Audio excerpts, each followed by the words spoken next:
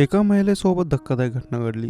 तिच्याच दिराने तिच्यावर अत्याचार केले. यानंतर तिने याबद्दल पतीकडे तक्रार करताच पतीने जे काही केलं ते आणखीच धक्कादायक होतं. उत्तर प्रदेशच्या मुझफ्फरनगरमध्ये दिराने एका महिलेवर बलात्कार केला. यानंतर पती आपल्याच पत्नीला वहिनी म्हणू लागला.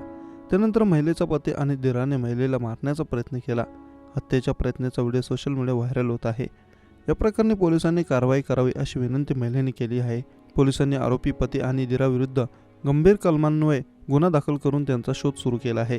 खतोली कोतवाली भागातील रहिवासी असलेल्या पीडित महिलेचा विवाह बुढाणा भागातील रहिवासी साजिद याच्याशी झाला होता.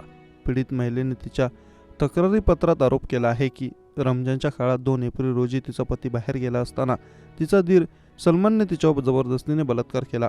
महिलेने सांगितले की जेव्हा तिचा पती घरी आला तेव्हा तिने त्याला या घटनेबद्दल सांगितलं. यावर पती साजिद म्हणाला की तू आता माझी पत्नी नाहीस, आता तू माझी वहिनी झाली आहेस. पुढच्या दिवशी पती आणि दीर दोघं महिलेच्या खोलीत आले. त्यांनी महिलेच्या गळ्यात ओढणी बांधून तिला जीवे मारण्याचा प्रयत्न केल्याचा आरोपी महिलेने सांगितले. दीर मोबाईलमध्ये त्याचा व्हिडिओ बनवत होता. कसं तरी त्यांच्या तावडीतून सुटून आपला जीव वाचवल्याचं महिलेने म्हणणं आहे.